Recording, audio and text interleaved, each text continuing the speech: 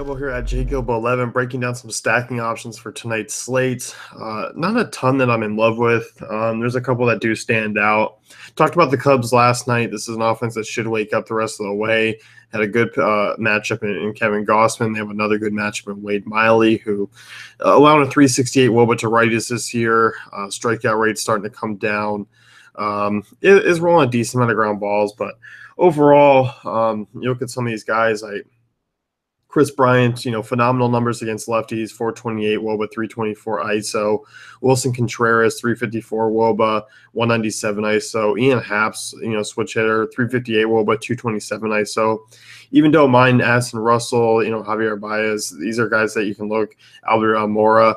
This is one of those lineups where it always shifts. Joe Madden's kind of a pain to figure out in terms of what 4 or 5 you want to stack. But Cubs, another high total. They're going to get the benefit of the DH. They're going to get a benefit of the park shift, kind of like I talked about yesterday. So very much in play again. They're probably going to garner a little bit higher ownership, especially those cheap guys. Zobrist is cheap. Wilson Contreras is cheap. Baez, Almora, Addison Russell, those guys are probably going to garner some higher ownership than they did yesterday, just because, one, we got the higher price tag pitchers on the hill that kind of forced into a little bit more. So I can see a lot of kind of guys going to be going that route and being a popular play. But very much in play for me. I like the upside there. Moving to Arizona, Atlanta, both sides here are stackable to me, but kind of in a different way. I like Phillips. I still like Freeman, even with the lefty-lefty matchup.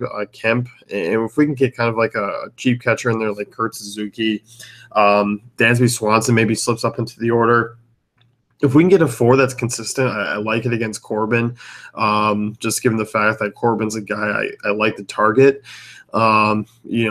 Against right-handers, he's got a 369 WOBA, a decent ground ball rate, but you look at Phillips, this is a guy who's been pretty average against lefties his career. Freeman's been able to handle them well, Kemp as well. Those guys are certainly in play. Kurt Suzuki's actually had a decent track record against lefties, and Dansby Swanson has shown the ability as well. So it's all about the lineup for me. Otherwise, it's just going to be kind of one-off territory in terms of GPPs, but GPP stack, worth a look. On the opposite side, with Pollock back, he just missed I believe that ball was going over the fence last night. Just missed the inside arrow to made a huge catch. But Pollock, Peralta, Goldschmidt, Lamb back in play again. Especially the lefties there, Lamb and Peralta. Fulte's always kind of been a struggling guy against left-handers, 371. It plays really well in this ballpark too. So in play, if we get a Del Scalzo, if we get a Chris Herman in there, definitely worth a look. So one of the higher run totals on this night. I don't think people are going to be completely stacking it all away, but very much in play. Next one here, bad ballpark, but I'm loving, Dodgers here. I think the bats are in play. Seager, Turner, Bellinger, Jock, Grandal. I know Puig had the big night, but this is probably a night where I'm going to be taking it off again just because he'll garner some higher ownership. Look at Urena. This is a guy with over a 4.5 Sierra, kind of overperforming a little bit right now. Kind of an average guy, throws a lot of straight stuff, about 70% between changeup and fastball. So, Dodgers in play. This is a team where, they heat up before the break offensively. Even in the bad ballpark, it's going to keep them their ownerships down to probably just a tad. So, Dodgers very much in play. I want to like Seattle here. I was disappointed in Seattle last night, obviously, against Shields. And Pelfrey has been a guy who just, 358 WOBA to lefties. I think that's where you're kind of going to be looking at. Gamble, Cano,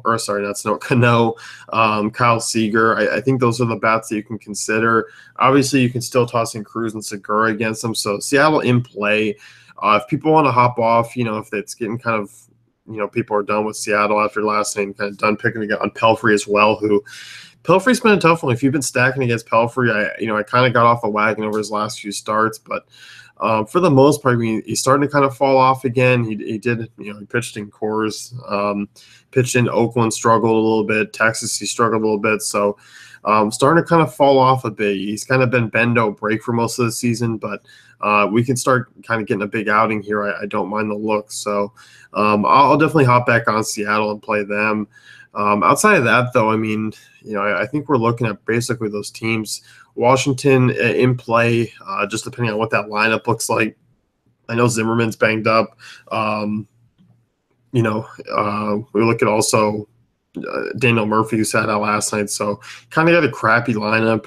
If that's the case again, I'd be off. But outside of that, I mean, that's pretty much it. I think you're looking at those good hot weather ballparks, looking for the upside.